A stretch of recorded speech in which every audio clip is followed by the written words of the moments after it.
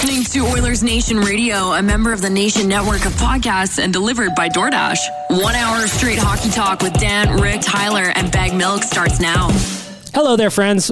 Oilersnation Radio episode 179. Bag Milk here with Dan, Rick, and Liam. We've got better Tyler sitting in today because he is still avoiding the grind because that's what he does. Right? Good. Classic Good. Tyler.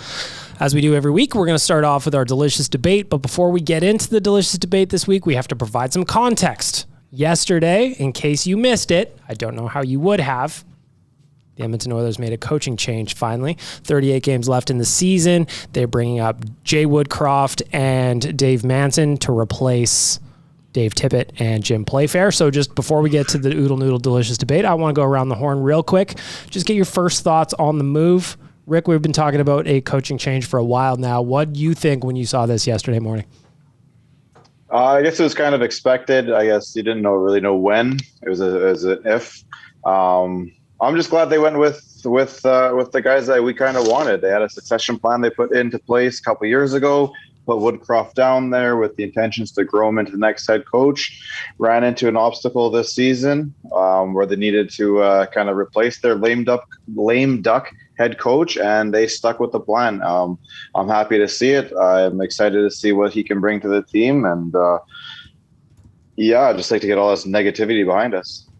Dan, what do you think? You saw this first thing yesterday morning. I don't know how many of us thought that they were going to make a coaching change yesterday. I did not, but what was your thoughts? Well, that's exactly it, Bag Milk. You know, we've now had at least 2 press conferences where Ken Holland has claimed he's not making a coaching change in recent succession, and then he comes out and has a press conference about how he did make a coaching change.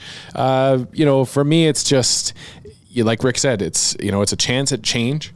It's a move in the right direction to change it up and hopefully get some results out of it. But I don't think the work is done. And so for me, it's just step one in a long process here to get this team into a competitive position. The big takeaway from me was what Ken Holland said like 3 or 4 times during that pod, or during that gut feel thing, not gut feel and not the Red Wings, but it's actually that Ken Holland recognizes and at least said it to the media that this is his mistake and this is his problem, and he has to be the one to fix it or wear it around his neck. So yeah, it's a good move. It's a positive change. Now let's see it come to fruition on the ice. Liam, what were your first thoughts? Very shocked, to be honest. I didn't expect it to come when it did. But like you guys said, pretty necessary move to happen. This team was brutal against Chicago. Mm-hmm. Besides the second period, they actually went too bad. Very good. But you have an easy-ish stretch and an important stretch, Islanders tonight, and then you have 3 Pacific Division opponents. Now or never, really, but again, kind of shocked it happened when it did. Thought it should have happened a while ago. I thought it should have happened about a month ago also, so I was a little bit surprised for the timing. I thought that after the vote of confidence in January, which was on the 11th, that maybe we were just going to finish up the season with Dave Tippett behind the bench, But as we've seen so often before in the NHL, when the GM gives you a vote of confidence, that also means you're very close to being fired. It would have been interesting to see how this team would have continued on if the All-Star break wasn't there. Yes. What do they have? 6 straight games with a point? Yeah, they're 5-0-1. Yeah. Then you have 6 days. And then you come back and you have 2 terrible performances. Because then you're on the All-Star break. Yeah. I'm just guessing. But the boys got after it. Allegedly, in my opinion. Allegedly, they might have done a couple of drinks. Allegedly. There's photographic evidence, you guys. Allegedly, there's photographic evidence. They were okay they're comfortable sharing that, and I like that they're okay with sharing that. But yes, allegedly, when you come out of the block, and this is now we've had this conversation about Dave Tippett Edmonton Oilers teams since he's gotten here, is the starts of games and coming off of extended breaks. Every single time except for the start of this season, we've come off of any kind of a break over 3 or 4 days. We're always struggling to come out of the gates. And that's just, you can't keep having that. And that's why Ken Holland lost some sleep and then fired him at 7:30 in the morning with a text that he understands. He said, I wonder what that text said, It was like, hey, you up? But it's one of those ones where exactly what it means. It's one of my buddies had a good joke yesterday. He's like, did the text at 7 in the morning or whatever Ken Holland said, he said, hey, bring some boxes when you come in. We gotta chat later. Moving day. So that brings us to the delicious debate. We needed to give a little context of what happened for our friends at Oodle Noodle, opening locations everywhere. The newest ones are at Erin Ridge, Airdrie, and in Kingsway. If you were going to Nate, my former residence, if you will, my former school, my place of education and learning, pop on over to Kingsway. Go check out Oodle Noodle. Today's the delicious debate. This one comes from my friend Nation Dan. He came up with the idea. Which player will benefit the most from this coaching change? Which player will benefit the most from the coaching change? And then we're going to tag on the other side of the coin as well. Is there anyone that maybe doesn't benefit from having Jay Woodcroft and Dave Manson step up? Rick, I'm going to start with you, buddy.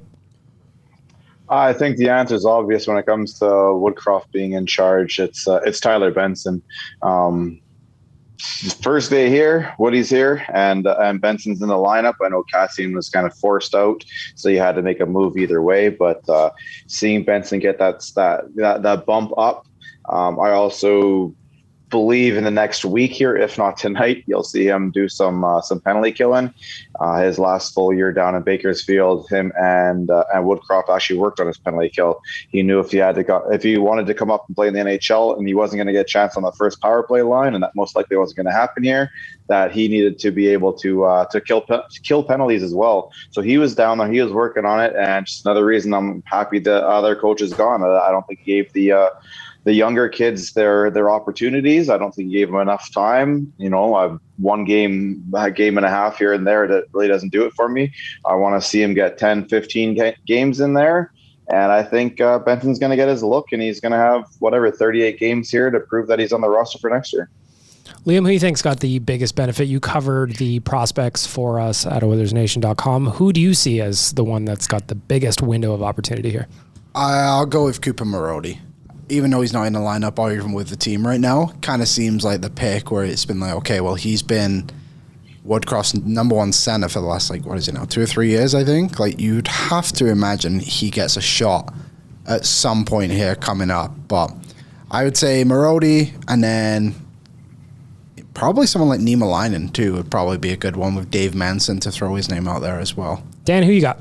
Yeah, I think that Liam, you touched on where I'm going with it. In my mind, I think the player that's going to benefit the most from having a Jay Woodcroft, Dave Manson combination is going to be Evan Bouchard. He's got the skill and the ability to take it and run with it, but I think that those guys are going to give him the puck more often on that power play quarterbacking position. I don't think you're going to see them giving Tyson Barrie the same leash that the previous regime did. So for me, it's an Evan Bouchard, but I like the idea, and I think we're all seeing it here now. The youth movement is going to get a little bit more of a push, and those guys are all going to have an opportunity to show what they've got. There's not a wrong answer with Benson, there's not a wrong answer with Nima Leinen, and there's not a wrong answer with Bouchard. But I just it's exciting for a lot of young guys in the youth movement. Just to be different, I guess, because I think you guys all have really good answers. Benson is one that's obvious. What about a guy like Brendan Perlini? He scores 4 goals in his last 6, and then he's a healthy scratch for some reason. I don't know. Yeah. I don't know if that would fit in there. But what about Stuart Skinner? Yep. This is a guy who played very well for the Condors, especially over his last 6-8 games or whatever it was. I think that Jay Woodcroft is a guy that knows him well, has coached him for a long time, and maybe he might get more opportunity to run with the net while the Oilers are struggling at that position. I have one more. Yeah, I got something about Bouchard here that's probably not going to be very popular, but I think he needs to they need to ease up on his minutes a little bit. I agree. And I'm good with giving him some extra, I get why they're playing Barrie right now. He's at the 65, 70 game mark. He's never played this many games in a season before, especially at this level. This time last year, he was kind of hanging out and skating with the Black Aces for 4 or 5 months of the season, and then had the summer off. I think you're starting to see a bit of a down kick in his game because he's a rookie, man. He's just kind of hitting his wall a bit here. I think you need to kind of take away a bunch of his 5-on-5 minutes, especially if you want to keep him out there on the power play that much. I think he's just kind of getting overplayed and a little bit tired right now. And I look at this lineup right now, and I'd probably be playing CC up with Nurse and trying to give Bush some relaxed minutes 5-on-5. But I think he's getting tired, and he's at a point where you got to you got to take a little bit off his plate. Just to tag on to what Rick's saying about Evan Bouchard, this is a rookie. Despite the fact that he looks 45 years old, the reality is that he still hasn't played a full NHL season or doesn't have one under his belt. So looking at what Rick said, against Calgary on the 22nd, 24 minutes, 26:54 against Vancouver, 23:57 against Nashville, 22:55 against Montreal, 26:44 against Ottawa, 24:18 against Washington, 24:47 against Vegas, and finally 20:53 against Chicago. So he is playing a ton of minutes. For me, if I'm going to just follow Rick's train of thought here, give him the power play time. That's where he's going to shine on. That's where he's successful or can be successful, and then limit his minutes at 5-on-5 because he's going to make mistakes, which is what you should expect from a rookie defenseman. Liam, I know you had one more choice that you wanted to add in as a guy who could benefit. Yeah, how about Jesse Puljujarvi? Probably. Already boosted to the first line tonight. Granted, injuries came with it, but I didn't even realize just looking at the last game, the only forwards who had fewer shifts than him were Devon Shore, Derek Ryan, and obviously Zack Kassian. And how does that make any sense? That's the coach. That's why I wanted to get this guy out of here for so long. I know he's struggling offensively right now, but that puck goes in the corner. He's the first one there. He can take 3 steps off the bench and still reach in the corner. His reach is so long. He does so many things that are not goal scoring. I get when they're trying to like shift him around and trying to find him a spot where he can pop a couple. But he does so much other stuff than scoring that I don't think the other coach was understood it or valued it the same way I do. I agree. I think that's a really good pick by Liam. That yes, Puljujarvi again got thrown up onto the first line day one of the Woodcroft era. He's playing fine defensively, by the way. Just because he's not scoring doesn't mean he's not contributing on the ice. And I guess it's a little bit weird for me to see how limited his minutes were. And it's only technically his second season too, right? If we ignore all that stuff before his hip surgery, last year was his first year because the Chicago year he wasn't here. He was in Finland. He's only played more than 15 minutes. The last time he played more than 15 minutes in a game was Nashville, which was what? Yeah, man. This is a young kid. You just got to let him find his game. Let him play out of it. I think for me, it's when you bring in coaches from the AHL, I always just look at them and think of them as guys that are more in tune with the players because they don't have the same level of statistical and video analysis in the AHL. The reality is some of those AHL teams still don't have cameras in their arenas. A lot of them look like they're filmed with a fucking BlackBerry Bold, And so you're not getting the same amount of information unless you're traveling with the team all the time. And that, I think, is where an AHL coach has more of that access to the player. And so when I think of Manson, and you guys talked about Bouchard and Puljujarvi is the same thing, I think of Manson and I think of Woodcroft. I think of guys that are more in tune with everybody. And it's not just the vets like we saw with Tippett. And I'm not saying that Tippett didn't interact with those other guys because I don't know that. But the playing time, as we're pointing out here, shows that he trusted veterans over these kids, and I don't think that's going to be the case for Woodcroft and Manson, and that's why I kind of think that a Bouchard will still have while I agree, I think they're going to make adjustments to his playing time. I think he will excel with that. It doesn't make any sense to me why Devon Shore is playing more than Jesse Puljujarvi. No. There's just no, I get the penalty killing angle and all that shit. I get it, but we better have 34 penalties in a game then. That's the exact point there. It's okay, how many penalties is the guy really killing here? All right, so that's the delicious debate for our friends at Oodle Noodle. You can order, of course, through DoorDash. Ding dong. Don't want to leave your house? Don't want to put pants on? DoorDash. Pretty sure that's the official slogan, but don't quote me on that. The other side of the debate that I want to touch on before we move on is, are there any players that are going to have the opposite effect with Woodcroft and Manson now behind the bench? Is there anybody like a Devon Shore that he's going to go, shit, I guess I'm not going to play as much probably under these two? Anybody you can think of, Rick?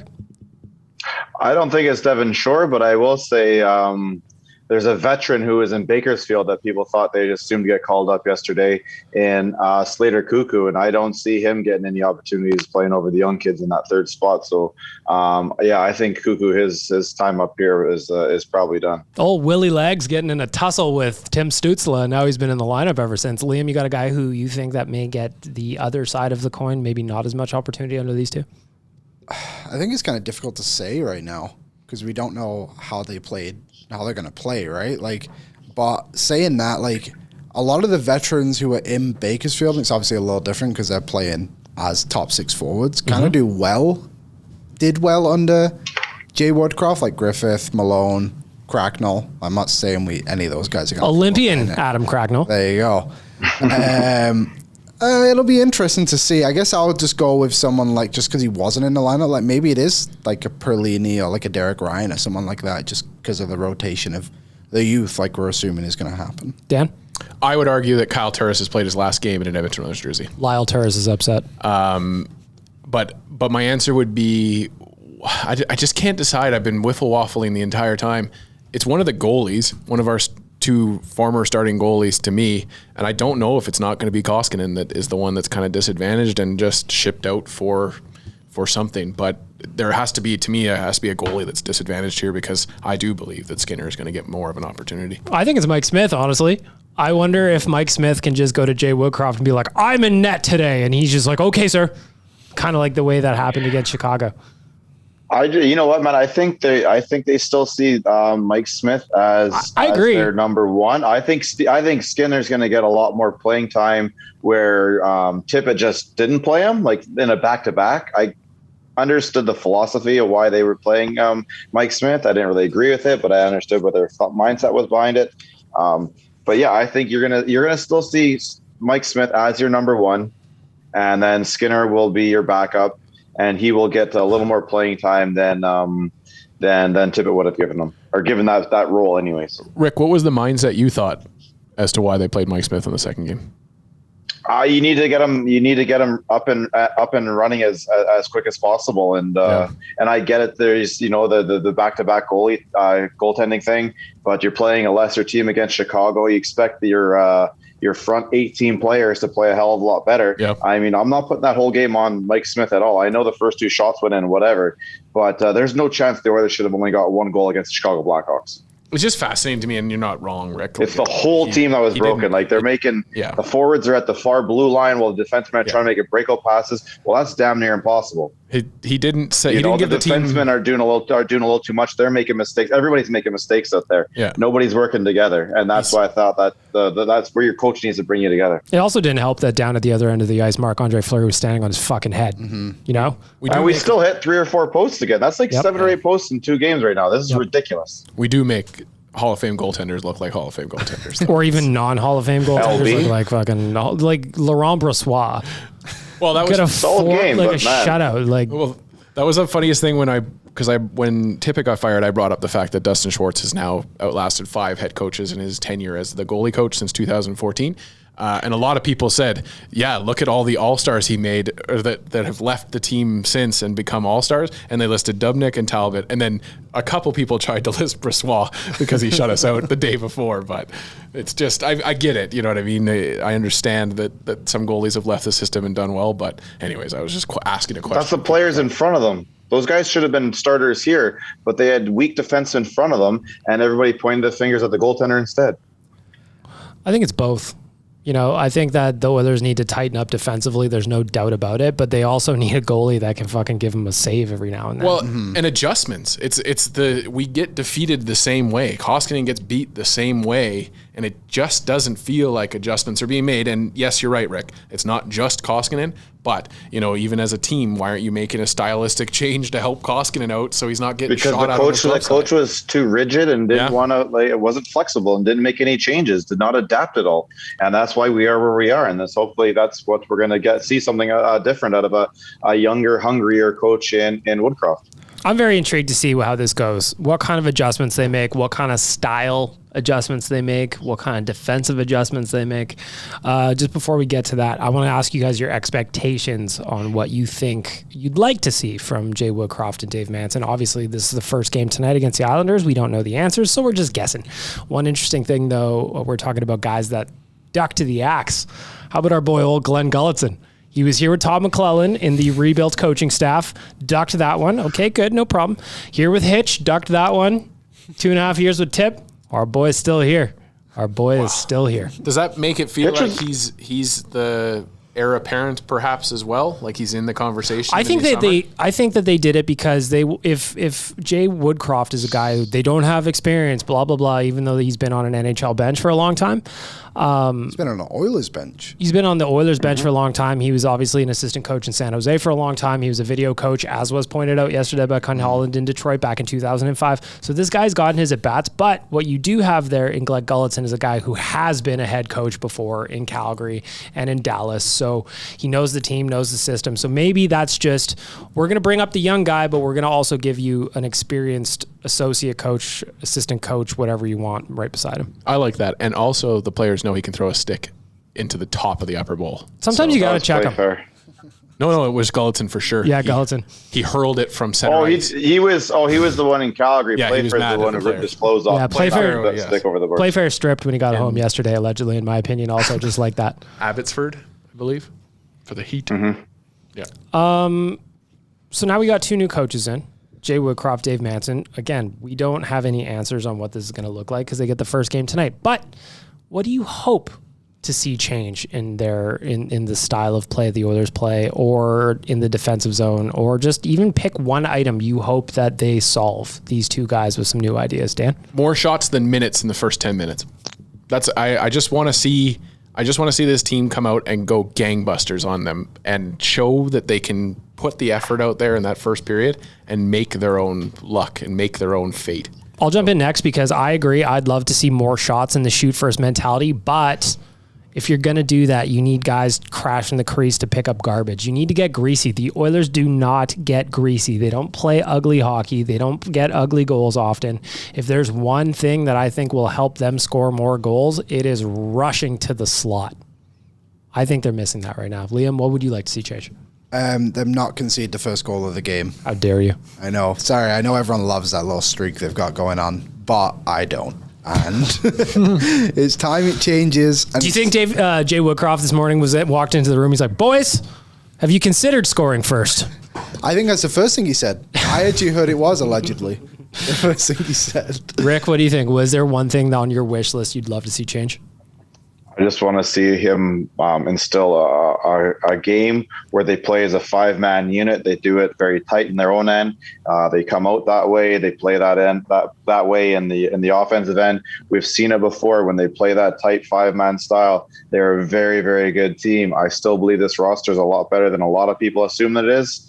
So if I think they get back to that tight 5-man game within all three zones, you'll see a big difference in this squad. Going to be interesting. First game tonight, new era. Jay Woodcroft and Dave Manson. I also like the move because it's not like these guys don't know the players, you know? Jay Woodcroft has coached a lot of them either at the AHL level or the NHL level. There's going to be some familiarity there. So I'm excited about it. If you're listening to this podcast right now, if you figure it out, but if you get it into your ears before the game starts tonight, it's Friday at 2:00 as we're talking about this. I'd love to know your thoughts. Or even after the game, what do you hope to see from Jay Woodcroft and Dave Manson as they come in and try and change things a little bit? Got to give a shout out to our friends at Cornerstone Insurance, as you do. As it turns out, Jay Woodcroft, Dave Manson, they were the insurance policy. See what I did there? Right. For 90 years and 4 generations, our friends at Cornerstone have been a family and employee-owned business here in Edmonton. They've got all the insurance products you could need, or you could ever need, to be covered: auto, residential, commercial, life insurance, whatever you want.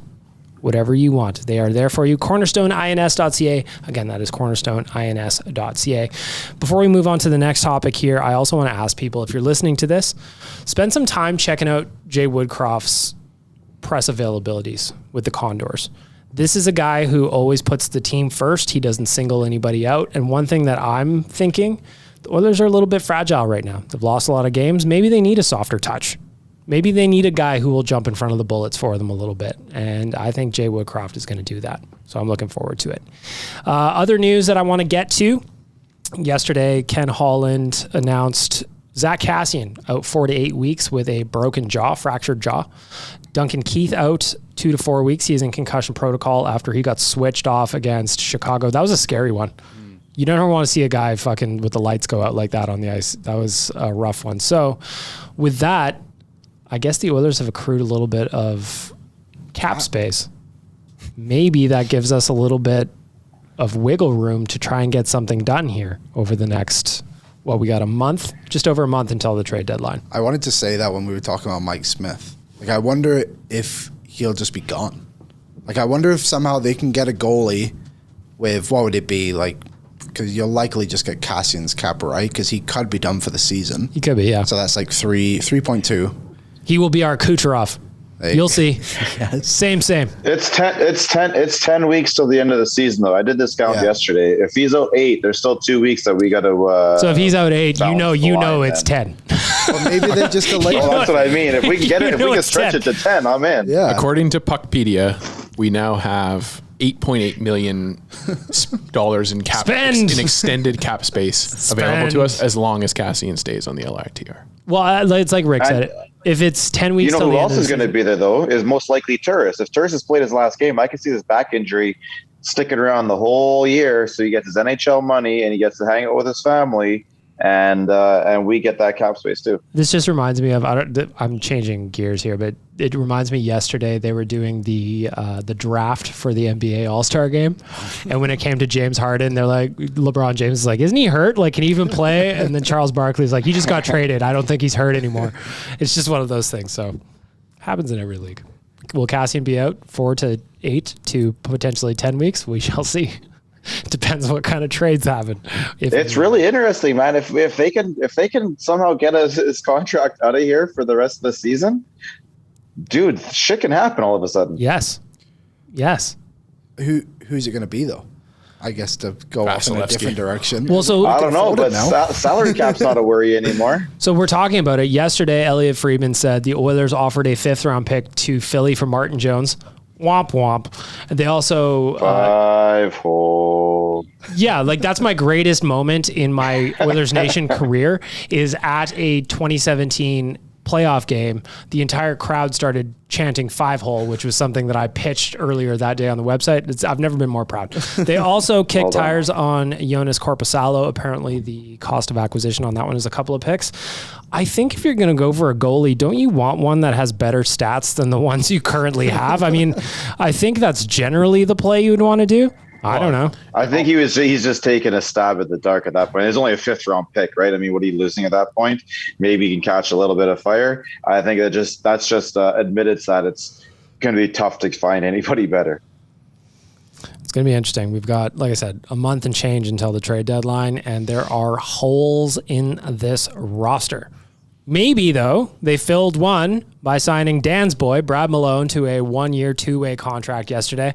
I was curious as soon as the Woodcroft news came out, which players he was going to want to bring with him. And Malone is, if I'm not mistaken, that's the captain down in Bakersfield. I think so, yeah. And correct. Where do you put him, though? Anywhere. He is a utility knife. He can play on the top line. Anywhere. He can play on the top line center position if you need him. Who you pulling on the line? McDavid. Well, I wonder, like, if we're being honest about it, I wonder if this is like the conversation we had before with a guy like Devin Shore. If Jay Woodcroft will trust one of his own guys and Brad Malone more than he would a guy like Devin Shore. All jokes aside, has Devin Shore been that bad in like the last? I'm just throwing it out there as an option. You asked who comes out. I understand that. But all jokes aside, Rick, honestly, he is, I think, at least from what I've seen and what I've heard about him as a player, and the reason that I enjoy him is because he's just a guy that just gets in there, and he is your utility knife. And I joked about him on the top lineup. Who are you taking out of today's lineup for him? Kyle Turris, or out of today's lineup, Devin Shore. He's not in the lineup. Devin Shore. Sorry? Devin Shore. I'm taking Devin Shore out, and then you have a Bakersfield line. Let's look at the lineup today, and then we can all kind of adjust, because if Brad Malone is going to be part of the plans, you do need to bring somebody out. So today, these are the first lines under the Jay Woodcroft era. Your first line, and by the way, I like these lines at first glance as well. First line, you got Hyman, McDavid, Puljujarvi. Our boy gets bumped up to the first line again. First night with Jay Woodcroft. I like that. Second line, you've got Kane, Draisaitl, Yamamoto. I like that too, because Kane and Draisaitl are two big boys, tough to handle. Yamo's a little buzzsaw out there. Maybe you can find some space, loosen up some pucks. Yep. Third line, you got Fogle, Nuge, and Derek Ryan. I don't especially like that one. I don't think it's awful. I would like to see an upgrade on that right wing side, I think that's fair. Ryan's probably just for face-offs, though, right? I would guess. We'll see, right? Definitely both sides, and then they're going to be able to play against the. Supposedly they're going to be able to play against the other team's better line. The only thing I don't really like about it is I thought Nuge and Hyman are developing some really nice chemistry, so having those two play together made sense to me. Fourth line, we got our boy Benson is back in the lineup, McLeod and Shore, so there would be your opportunity somewhere in there to fit in a Brad Malone. Where does he go? McLeod's not coming out. You know that. Benson, I think he's got an opportunity to earn more time here. He's one of the only players that's trying to reinvent himself, be a pest. Love to see it. I don't know. Your defensive pairings tonight are Darnell Nurse and Evan Bouchard, Willie Legs and Cody Ceci, Niemelainen and Barry round things out. Mike Smith gets a third straight start. How's everybody feeling about the Lions first night for Jay Woodcroft? I don't know if there was really any other options, right? Like Perlini would be the only one. Maybe you would put in on the Ryan instead of in that Ryan line. Maybe, but then again, like Shaw's played well. I don't know. Like I don't know what else you could have really changed. Not a whole lot. Yeah, that's the only thing I can see is putting Perlini on that third line right wing spot. Other than that, I'm kind of okay with what we have right now. I also like a guy like Brad Malone because he doesn't have to be in your lineup every night, and you're not affecting his ego or anything. Like Kyle Turris, I'm sure it's eaten away at him that he can't play games every night. Devin Shore, these guys have had NHL careers, and now they're on the backslide, and they want to be in there. I guarantee it eats away at every single pro athlete. Of course it does. If they're healthy. Of course, but the old NHL money helps a little bit, though. You know, a guy like Brad Malone, though, he's going to be happy to get his opportunity to come in the lineup, and then he accepts that he comes out of it again because there's guys that are better than him on that lineup. We'll see. Jay Woodcroft, it's night one. So we're just going to wrap it up here really quickly. Tonight they're playing the New York Islanders. I see this as a winnable game for the Oilers. I see it as a game where you get that bounce from a fresh coach behind there. I'm calling a big 4-2 win for the Oilers. I'm always on brand. Rick, what are you thinking? I'm trying to manifest the win tonight by wearing the La Bamba hoodie before the game even starts. Mm-hmm. So I see us pulling one off tonight. And what kind of score do we have? You know what? Let's get hot for the new coach. Let's go 6-2. Liam? 5-1 Oilers. I like that. Nation Dad. 4-3 Oilers. Keeping her close, but ultimately victorious. All four of us calling for an Oilers win tonight. Let's be fair to this conversation now. We're all excited about Jay Woodcroft and having a new voice. Does anybody have any concerns about this new coaching duo that we brought up? Is there anybody at all? They've got some veterans on. Not really. I just don't see how it can be. I don't see how he can be worse or more conservative or more scared to take chances than the old regime. He's kind of birthed is the wrong word, but he's kind of grown with a lot of these guys here. Yep. He knows what it's like to take guys who are just starting in their professional careers and helping them through, all the little things here and there that you kind of go through. So I think you have a bit of a nurturer in this guy, and I think he'll be able to figure out what it takes to get these guys going. They're a little bit younger than what Tip's usually used to dealing with. And I think it takes, if the older guy isn't going to sit there and understand that the youth needs to be talked to and dealt with differently, then you need somebody else who's willing to do that. And I don't think Tip really bought into that. So here's the new guy, and I believe he can do it. And who doesn't love a guy with the nickname Woody, My concern, I think, would be that this goaltending continues to be an issue for them that they can't overcome, or that the defense continues to be an issue, or that the starts continue to be an issue. Because at the end of the day, Jay can come in with all the positive messages, and Dave can have them ready to go with smelling salts baths for them before they go out, and the team still doesn't do it. But yeah, you're right, Rick. Like the opportunity is there now. I'm afraid that it's just the same old tonight, and we let in two softies early, and this team gets deflated again. But we'll see what old Jay can do with that kind of a mentality if it does happen. He can only do so much, really. At the end of the day, he can come up with tactics. He can give positive messaging. He can do only so much. But ultimately, I think, and that's what Ken Holland was getting at yesterday. Ultimately, it's on the guys in the dressing room.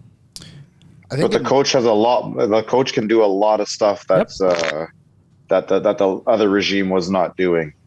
Well, and it just goes to like we've talked about this too, Rick. It's you also got a guy who you fucking know Jay Woodcroft really wants to be here. They couldn't even get Dave hungry. Tippett to engage in contract extension negotiations. And while that's not the be all end all, by no means is that like a smoking gun or anything. It is. That's scary. It is something to talk about with a guy who, the last year of his deal, and he said, let's not even talk about it. Dude, I think that might be one of the worst things that Holland did this season, was come into this season, one of the most important years the Oilers have had, at least in this generation. And he came into it with a lame duck coach. That's not smart. Well, and it's a matter of, do you actually want to be here? Are you going to give it your 2,000% effort every single night? That's what you need out of a coach. And I don't think Tip really totally bought in. We'll see. I think an interesting angle on it too is kind of, I'm not comparing the Oilers to the Tampa Bay Lightning, but you heard it here. Liam comparing directly the Edmonton Oilers to the Tampa Bay Lightning. Go ahead. yeah. Zach Kassian is Kucherov. Yes. Well, soon to be. Yes. John Cooper came in halfway through that season. Like, wasn't it the lockout year he came in 2013? Something like that. It was kind of similar. Like, they had a lot of high-end stars kind of on the next wave to get into their prime, like Hedman, Stamkos, I think Marty St. Louis. They had terrible goaltending that year. I think Ben Bishop was just kind of getting into it a little bit. And then he just gradually brought up all these AHL guys. And then they became the Tampa Bay Lightning that we know now. And now they're one of the most dominant teams. Like, if the Oilers actually give him some time past this season as well, like, maybe this is kind of like, could be a similar kind of idea. Because now the Oilers actually have people in Bakersfield that can come up and play for the Oilers soon. Like, maybe not this season fully, but like, year, maybe, yeah. Yeah, like Holloway probably we'll see this year. But then you have like Broberg's down there too. Like, there's so many guys, and the goaltending, like Konovalov, like how far away is he? Like, he's doing pretty well right now in Bakersfield. Is Skinner and Konovalov a good duo next year? Probably not. Seems a bit bold to go with two rookie goalies, but maybe you have one. And Mike Sure. Smith. Mm-hmm. Mike Smith again. And maybe they just bring Player back coach Nico. Mike Smith. Yes. Yeah. Goalie coach. Yeah. And a captain. Takes it away from Connor. You need somebody who's a battler in there. That's what you get. Give him the C on his helmet like they did with Luongo. Works great. Don't mind me. I'm just vamping while I post the GDP mid-podcast here. Go check that out, Oilersnation.com. Jason Greger has got it up. He's got your preview set. All right, I've got some questions here for our friends at Buster's Pizza. It is time for Ask the Idiots. We have got some questions that got submitted to me. The boys have not seen these yet as per tradition, so I'm going to get their first takes. But first, I got to tell you about Buster's Pizza. They've got a location near you, whether you want a pizza or a delicious donair, whatever you need. Whatever you want. They've got a location near you, I promise. Buster'sPizza.ca. Find one. Go there. Fuel up. Pretty sure that's their official slogan. Go there and you'll love them. Don't quote me on that. All right. Ask the Idiots. First question up. Liam, I'm going to start with you because you're new Tyler today. Uh-oh. What are reasonable expectations for Jay Woodcroft and the Oilers for the remainder of the season? Make the playoffs. Like, that should be the number one goal of this team should be make the playoffs. The division sucks.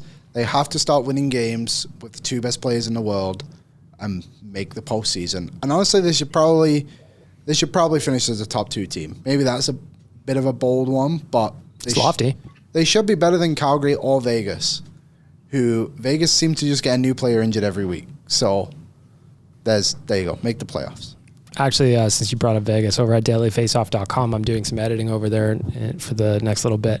Chris Gear has a very interesting article up about how it's time for the NHL to revisit the LTIR situation, because when you talk about Vegas, Mark Stone going on LTIR could be enough Mere for them. days before after Jack Eichel started skating. And that's what Chris Gear is getting to. It's like, okay, well, Mark Stone is going to be out. Are they just going to Kucherov him until the end of the year? And now you've got Jack Eichel and you don't have to clear the cap space needed to do it.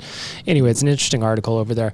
Rick, back to Ask the Idiots. What are reasonable expectations for Jay Woodcroft and the Oilers for the remainder of the season? I don't care who the coach is. My expectations for this team are still the same, and I still expect them to win this division. It's not out of question yet. They kind of have to win their makeup games, and they're right back in there. I don't think when this team plays as well as they can, that anybody else is that much better than them. So I would still say I expect them to push for the division, and I still want to win it. And like Liam said earlier in the podcast, next week you've got some opportunities to make up that ground as well. You've got San Jose Monday, LA Tuesday, Anaheim on Thursday. Nation Dan, expectations for the Jay Woodcroft and the Oilers for the rest of the year? Well, I think that everybody on this podcast, and most people I think would agree that this team has more work to do than just a coaching change. So for me, if the only move is going to be Jay Woodcroft and Dave Manson, and then this is the roster that they have to work with, I'm going to say the goal would be to finish third in your division, because then you just make the playoffs and you see what happens from that point on. But I believe that there's more changes to come, so I would tend to agree with you guys that winning the Pacific should still be the goal. But at this moment, I'd be happy with third at least in the Pacific Division. For me, just to wrap it up, I'll say winning the division should be the goal. Set your goals high. Don't set them mediocre. Nobody wants your mediocre fucking goals. But expectations, it's playoffs or bust. If they don't make the playoffs this year, shit is going to roll. And I don't even want to talk about it, so we're not going to. Next question. Ask the idiots. Nation Dan, you're up first. Since Holland loves trading with Detroit, is there a player you would love to see on the Oilers roster? For me, it's Sam Gagner. Yeah, I mean, I love Sam Gagner. Obviously, I'd go with a Mo Cedar if I'm just going to pick a player at random off the why not? Red Wings. But yeah, I mean, Sam Gagner is a far more attainable player than Mo Cedar would be. Again, that kind of goes to where do you put him? You know, I love Sam Gagner. He should be within the organization for sure. But yeah, we'll see. Liam, you got a player on the Red Wings you'd love to have? Just kind of looking at maybe some realistic ones. What are you saying? Mo Cedar isn't, Liam? Well, maybe Lucas Raymond then. Why not both? Oh, you're gonna have one, 2 for one. Maybe just they'll take Kyle Dylan Turris. Larkin too. What about Thomas Greiss? Like, he's not bad when he's actually on a good team. He's kind of an expiring contract. Maybe if they can keep half, like, is it an upgrade though? Like, I'll say him, or for the fun of it, maybe even like a Nicoletti. I don't mind him either. I actually kind of think that Thomas Greiss pick is like a sneaky good one, just because I believe that this market is not going to be good enough for Ken Holland to be able to make a deal that wouldn't just be somebody like a Greiss where you're just hoping for the hope. Anybody like on the Red Wings, Rick? I think number one would probably be Seider as well, but just to upset a couple of people, and I kind of like the way he plays. Maybe not the way he thinks about this world today, but Tyler Bertuzzi probably look pretty good on this roster as well. Oh, 100%. Yeah, the problem with him is he'd have to miss half the games. Well, like I said, all the home games, I kind of like how upset he'd make some people. So he certainly would if you could find him. He wouldn't be in Edmonton. He'd be waiting down south. He'd be waiting at the border for the plane to come over. He flies. No, he just had to stay here the whole time. Like, you got a game against Vegas in a week. So, Tyler, you head to Vegas and we'll see you in a week. Like, no. No, he can go down there and play. So when he comes back, he has to wait. That's kind of like exactly. Ovechkin couldn't go play out in Montreal because he had to wait a certain amount of time. So he's just sticking at home. Or why Conklin's not going to, why Koskinen's not going on the LA road trip here, because he just had it. So they'd have to make him wait 10, 11 days to get back in the country. So he's staying here. I'd like to see more depth on the team. So, you know, you guys all picked good ones. I'd love Moritz Seider too, but there's no way it happens. So maybe a guy like Robbie Fabry, add a little bit more depth of a guy who can chip in a little bit of offense. I don't think it's a perfect pick by any means, but I think it's more realistic. If we're just blindly stabbing at the Red Wings and stealing their players.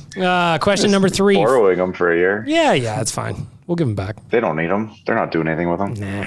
Steve Eisman loves it. Next question. Ask the idiots, Rick. I'm starting with you. Oh, this is a perfect question for you, pal. What is the best snack and alcohol beverage combo while you're watching a game at home? Beverage, that's easy. That's just beer. Anything in a can, I guess. Those the seltzers and whatever, they're pretty good too. So anything that's in a can, it's nice and easy. You're not getting you don't have to run to the kitchen and prepare anything. You just grab one out of the fridge. You're not whipping up a Cosmo between plays. Yeah, not enough time doing that. Snacks, though, you know what? It all depends. If you're looking at like you've eaten recently, so you're just snacking away. Some Doritos are always good. I was just in Mexico, and there's a certain thing you can get there you can't get in Canada, and they're Fritos honey barbecue twists. Oh, that sounds these things. I'm telling you, I take my carry-on. I make sure it's empty on the way back. I get 4 or 5 bags every time. Liam. And I have emailed these guys trying to get this stuff in Canada too, by the way. And they said no. Rick is just out there fighting for your snacking rights. Liam, best snack and bevy really combo for an Oilers game at home. I actually never eat during an Oilers game because I walk around too much. Do you really? You're pacing? They stress me out so much. Intermissions, buddy. Intermissions. But if I had to pick something, I'd probably just go with like a nice chicken wing. Yeah, Maybe that's classic. not quite a snack, but chicken wing and a really cold can of Coke. Oh, There you go. The That's classics. there you go. Nation Dan? Well, I got turned on to them by the folks at the Crash Hotel, and I haven't stopped since then. It's a Moscow Mule. Love my mules. Oh, yeah, for those are games. good. That's my go-to. And then for snacks, it's always ketchup chips. I just murdered a bag of those last night. Loads of ketchup chips. Thank you very much, Superstore. I am going to say a nice cold Nation beer. Crack one of those open at the Smart, beginning on brand. of Like the it. period. Get one of those. LiquorConnect.com if you want The to rest find out of where us to are get just those. like products that we don't sell. Product that we don't sell. Yeah, nice cold Nation beer. And I like the wings pick. I'm a big chips guy, though. I will crush. My problem with chips is if I buy a family bag of chips, I'm a family of one, and I will conquer. Yeah. So I You guess got to kill the whole bag at once. I mean, what are we doing here? Soldier behind. What are we doing here? Stress eating half the time, though, for Oilers games. Well, that's the thing is you stress eat and all of a sudden you're like, oh, that was a giant bag of Doritos I just killed. Whoopsies. But I dig it. I'm with Liam there, man. There's definitely, I do a lot of standing up and like sitting on the coffee table and stuff. So especially in the second and third period, most of my eating is done in intermissions or before the game. So you got to think of some quick items. You can't be whipping up a charcuterie board here between periods. Or you can. Or you can order from Buster Pizza. Of course. Buster's Pizza is the perfect snack for any game day. There But you go. always look down when you're biting, guys, and you miss the game. That's the thing. No, I'm going to actually do the comes in. thing where I flip the hoodie around and I fill the hood just with popcorn or other kind of things, and I just dunk Well, yeah, my like head in the a horses trough. have as a feeder as they walk through Yeah. Grand Central Park or whatever. Yeah, I think that's the move. My eating is just like the old straw in the cup trick, Rick. You just kind of mash it into your face until you get it in the hole. It all works. It all works. That's not going to get saved at all. Surveyor Breck with that one. Brett's already in, yeah. Next question for Ask the Idiots for our friends at Buster's Pizza. Would Jay Woodcroft, and we've covered some of this a little bit now that I'm looking at the questions again. Would Jay Woodcroft as the head coach, do we see more of Skinner? Do we see more of Marody? So I guess it's a two-part question, Dan. I say no on Marody. I just don't think that we've like you said, Bag Milk, we kind of covered it the whole time here. Like, who do you take out for a Marody when you already have a Malone now on an NHL contract and you've got Turrises and the God Shores. bless you for always being on brand. So yeah, I mean, I don't think you see Marody, but I do believe we're going to see probably half of Skinner, honestly, by the end of it. Liam, what do you think? Do you see more Skinner? Yes or no? Do you see more Marody? Yes or no? I just don't know how you're going to play Skinner so often. Because you have to play Smith and Koskinen, right? Like they're But is Mike Smith healthy? That, I guess you factor that in for sure. Like he looked like he injured himself against Chicago. Like every time he makes a save, he looks like he might not get up. He's flailing like Hassick in the 90s style right now too. I guess I'll go. I think we'll see more Marody than Skinner. Just because I think eventually, I feel like Brad Malone is only here not because Woodcroft wants him here, but because he was gonna get called up and then he got COVID, and they just kind of honored that they were gonna do that for him. Plus the injuries kind of factor in as well. But yeah, I just think Marody's kind of the guy, especially if Torres isn't around too. Like maybe that kind of ignites Marody to come up. Rick, what do you think? More Skinner? Yes, no? More Marody? Yes, no? Yeah, I think you're going to see more Skinner. I just see the goaltending situation kind of being dealt with sooner rather than later right now, in terms of doing something with Koskinen and maybe moving him out or something. I don't think you're going to see Marody at all. I know we have talked about Malone, but everyone's kind of skipped over the fact that with Kassian going down, I think that kind of elevates or escalates Holloway's Timeline. time to get here too. So once Holloway gets here, Brad Malone's not going to see the ice. Turris, his last game is already played. Shots fired. Unfortunately, Brad Malone taking shrapnel. Perlini might be in trouble at that point. It's going to be like Perlini and Benson versus like Shore and Ryan. Really, those are the 4 guys could be looking to play between the 2 spots left over. I'll wrap it up. I think we see more Skinner, but don't necessarily think that is because that's the plan. But I think. Would you run 3? Would you keep 3 up here? That's what I was wondering. Worked for us. The old Mike Morrison style. Well, I didn't say pop a guy in just for the shootout, but maybe roll 3 guys on the roster because taxi squads are gone now, right? Yes. Yep. Taxi squads are gone. Game ended them. Mm-hmm. Yeah, I mean, but Stu had COVID, correct? Yes, yeah, he had it early. So therefore, he doesn't have to be tested, so he should be able to go up and down with no problems, I believe. Correct? Well, I'm not sure if anybody here knows 100% sure, but if you had it, you don't get tested for the next 180 days, which means you should be able to come north of the border anytime you want. So maybe they don't run with the 3 goaltenders and they run with the extra defenseman because that's obviously an issue too. I think when the Oilers are done in LA on Tuesday, Stuart Skinner isn't back on the plane to Edmonton. I think he'll stay in Bakersfield and they'll just kind of run with Koskinen and Smith for a while and actually see if the 2 of them can do anything today. Because really, we haven't seen both of them play at all this season. Wow. Like maybe they can kind of get a bit of mojo together and we're not going to see Koskinen play 5 games in a row and Smith isn't going to play back-to-back games, or in this case, back-to-back-to-back games. Yeah. I just don't think it's, maybe I'm just too optimistic or maybe I'm just a complete idiot about this, but I just don't think it's going to be. This is Ask the Idiots after all. True. Yes. I just don't think it's as bad as it seems, which seems really dumb. But also, Mike Smith has been injured a ton. He's 39. He was really, really good last season. Mm-hmm. Really good. Mm-hmm. Did he play way better than he should have? 100%.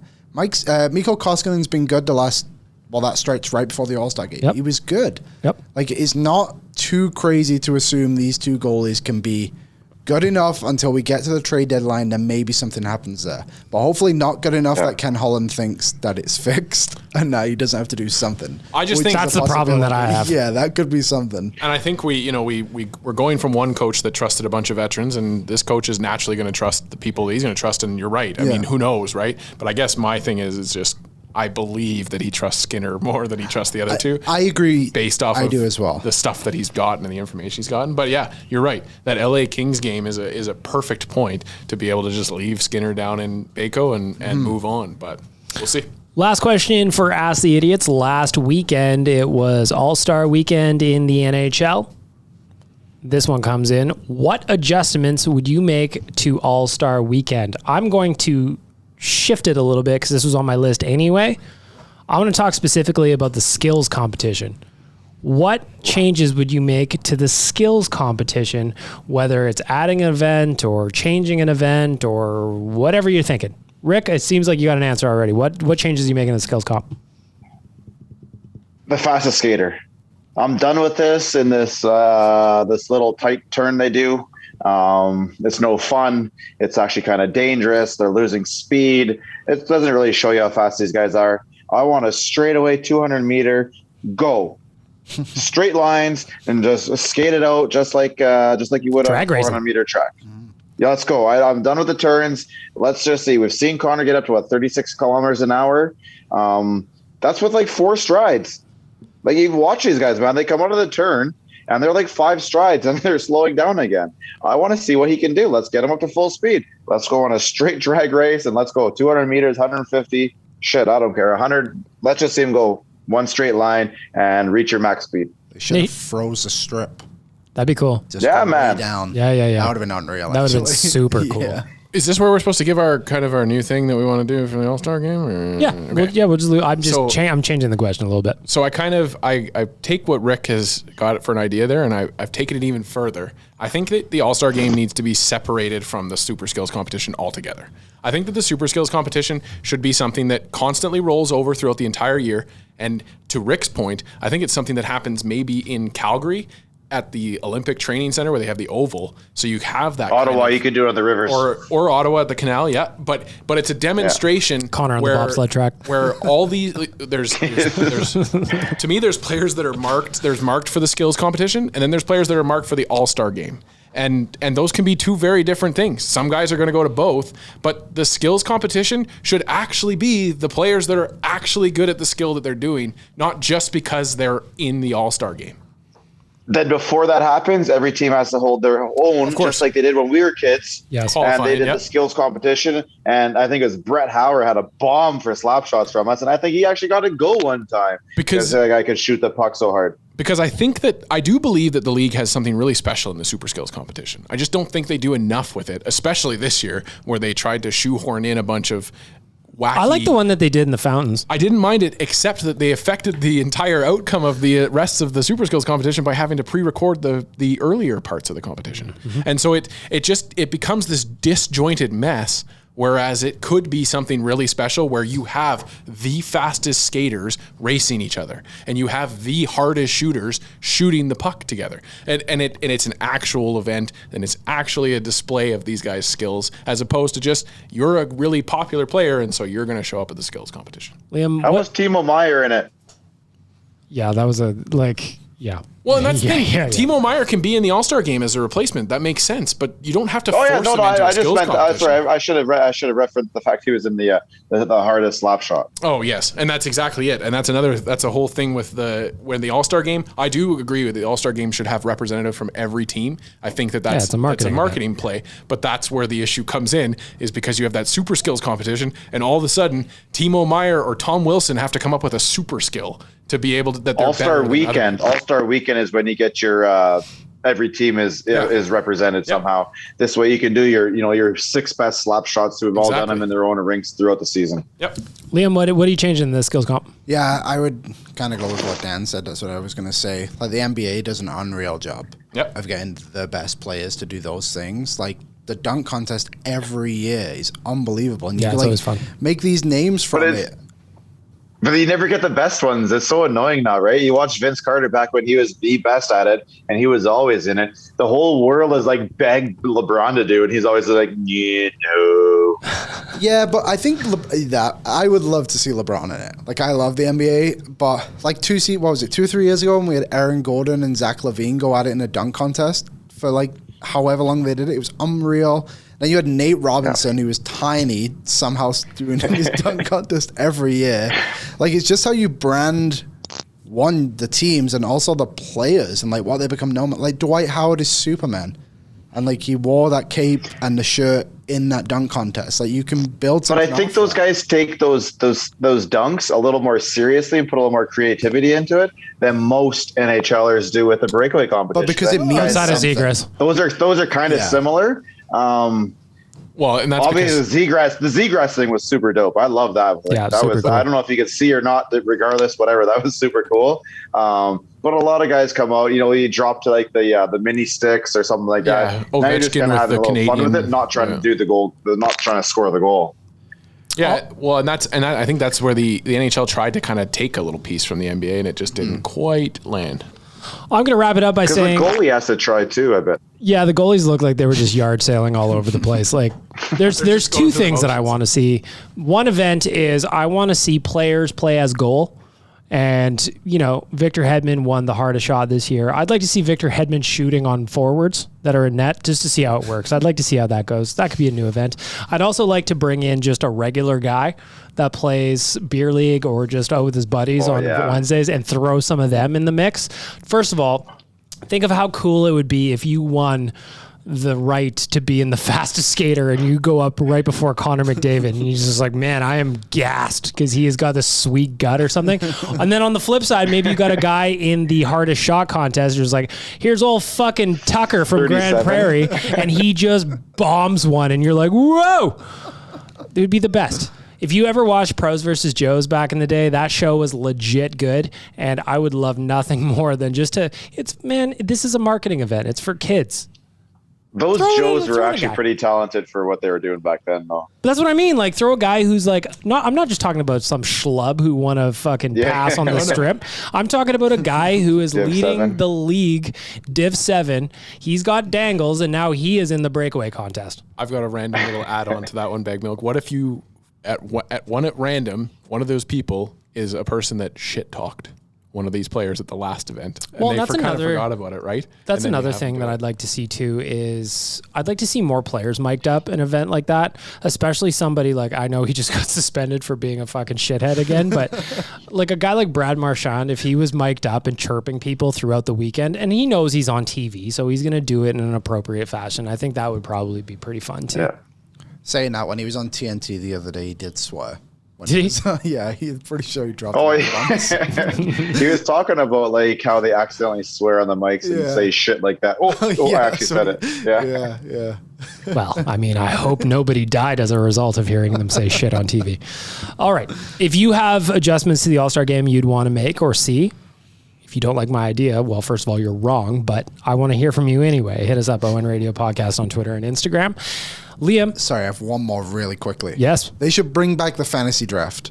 I agree. Fantasy draft is good. It gave an extra day to the weekend. I think it just showed more personality to the players who everyone just assumes are like when Phil anyway. Kessel got picked last, everybody's having a good time with it. And when Ovechkin was like, don't pick me, I want the car. Like, that was awesome. And then it just disappeared. I agree. That was actually pretty fun. Or like some kind of sticks in the middle situation as well would be fun. I don't know. Dude, sticks in the middle would be the craziest thing is doing 3-on-3. Just toss sticks in the middle, man. That's how you get her done. Or if you want to bring in like your average Joe, like maybe make like 2 lucky fans a captain and they pick the teams. Yeah, that'd be cool really too. Cool. I think it'd be a different way of just proceeding through the weekend if you had some fan experiences like that. All of a sudden, like you said, you got 2 guys picking teams.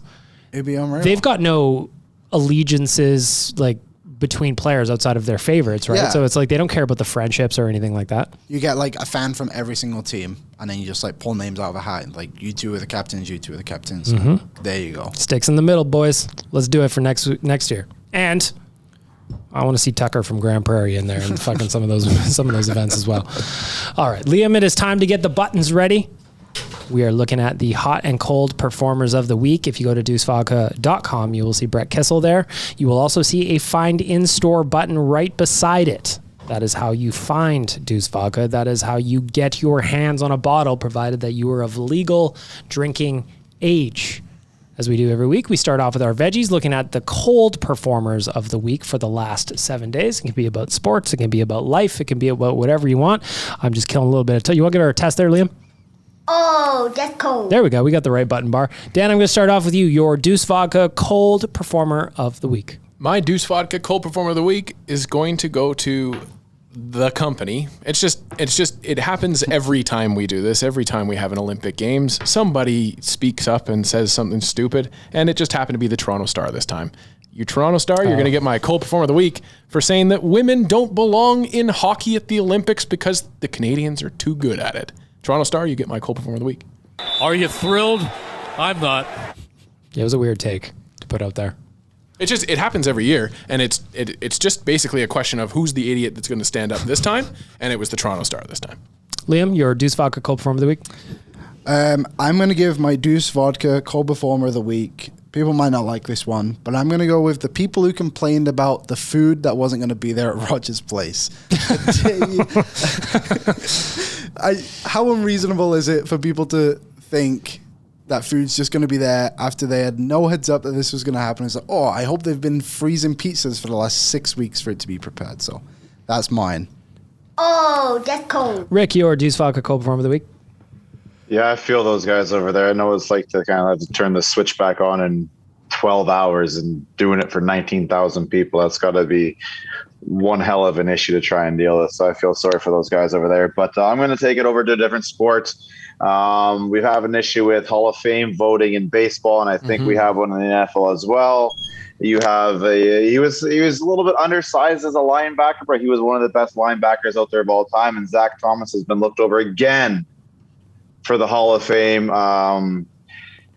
I honestly, I don't get it. You're not big enough. The stats are there. Then what the guy did on the field was incredible, and I think he deserves a little more respect. So it's going to go to the Hall of Fame voters in the NFL. It's time to give Zack Thomas that spot that he rightly deserves in the Hall of Fame.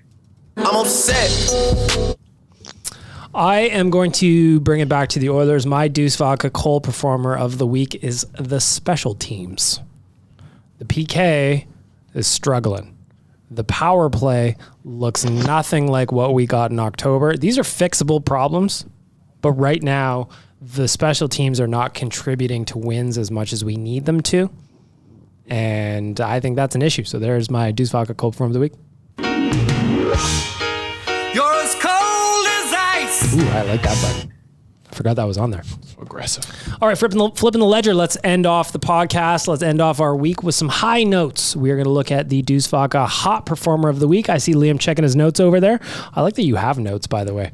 You are the most prepared person on this podcast by far. And all I have is 3 lines and a bunch of scores. Your Deuce Vodka Hot Performer of the Week. The Canadian women, they are dominating at the Olympics, as probably expected. But big win against the US the other night. Here are the scores.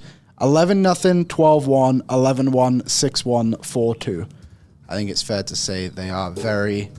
Feeling hot, hot, hot. Feeling hot, hot, hot. Yes, they are, Michael Scott. Yes, they are. Nation Dan, your Deuce Vodka Hot Performer of the Week. My Deuce Vodka Hot Performer of the Week is going to come as no surprise to anyone for earning another NHL contract. It's one Brad Malone. Welcome back to the Edmonton Oilers. You're going to get to play your 200th NHL game very soon, I hope. And so congratulations to Brad Malone. You're my Deuce Vodka Hot Performer of the Week. It's getting hot in here. Also, shout out to Brad Malone. I just Googled him because I was curious about that stat. Oilersnation.com, the article I wrote, the newser, #1 on Google News. So shout out to me. Rick, your Deuce Vodka Hot Performer of the Week. I'm going to start off this new era and this new regime with a little positivity. So I'm just going to give it to the organization for making this coaching change as much needed.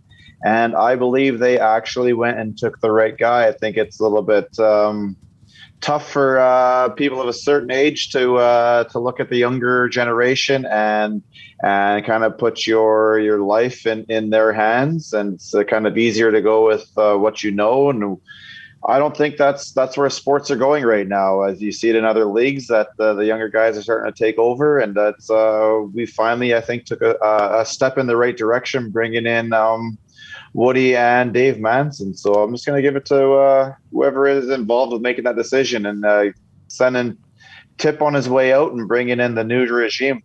It's a good day, and let's get her going tonight. Yeah! I will tag on to what Rick said. My Deuce Vodka Hot Performer of the Week is the start of the Jay Woodcroft season. It is now time for him to get the opportunity that he wanted. And Dan pointed something out to me that we're going to get to that. I'll give myself a Deuce Vodka Cold Performer for not awarding a winner in the Buster's Pizza Ask the Idiots giveaway. But my Hot Performer first is Jay Woodcroft gets the chance to start his career as an NHL head coach. I think he's earned it. I think he has done a very good job with the farm team. And I like that the Oilers didn't develop this guy as a coach only to have him leave somewhere else. You know, I'm glad he's getting his first chance here. So to Jay Woodcroft, we salute you, sir. You are my Hot Performer of the Week. He's a hot guy. Yes, he is, Liam. Yes, he is. All right. Back to Ask the Idiots, because I forgot to give out a GC. So my friend Nation Dan here has got a hat full of entries for everybody that sent in their questions. If you want a chance to win the gift card from Buster's Pizza, all you got to do is DM me a question. Easy, right? Easy. Dan, who you got? If we remember to give it away. Of course. Stellan. That question was from Stellan is, would Jay Woodcroft as the head coach, do we see more of Stuart Skinner, yes or no? Or Cooper Marody, yes or no? So congratulations. I will reach out to you after the podcast, get some details, and we will get you a Buster's Pizza GC after I wrap here. I've got your name in my hand right now, so I promise I will do that today. As we wrap up, I just want to say thank you again to DoorDash, Oodle Noodle, Cornerstone Insurance, Deuce Vodka, and Buster's Pizza. We appreciate you greatly. Thank you for helping us and supporting us on this podcast. I also want to thank Liam, sitting in here for the last couple of weeks while Tyler is avoiding the grind down south. That's what he does. So Liam has to clean up. What's he doing right now? He's in Phoenix. He's going golfing, I think, today. Oh, wow. Good life. Yeah, avoiding the grind is a good life. So shout out to Tyler. I hope you had a great vacation. I saw that we had him up on our Zoom call just in case he wanted to pop in, but there was no such pop in today. So an extra Deuce Vodka cold performer goes out to Tyler Yaremchuk. And if people would like to avoid their own grind, they now have that opportunity. Bag Milk just went live yesterday. The ability to purchase your tickets to come join us in Nashville from April the 12th to 16th on the newest Nation vacation, going to a brand new destination. Dan, where do people get tickets and information for such a trip? All they have to do is head to any one of our channels, either the website, Oilersnation.com, or any one of our social media channels. It's in the link in our bio on Twitter, on Instagram, and then it's on Facebook as well. So yeah, Twitter, Facebook, or Instagram, or as well, Oilersnation.com. Get in on that trip, everybody. It'll be a good time from all of us. This is Oilers Nation Radio, episode 179. Subscribe. Have a good weekend, everybody. Shout out Ben. Thanks for listening to Oilers Nation Radio, delivered by DoorDash. Don't forget to hit the subscribe button and give us a follow on Twitter and Instagram.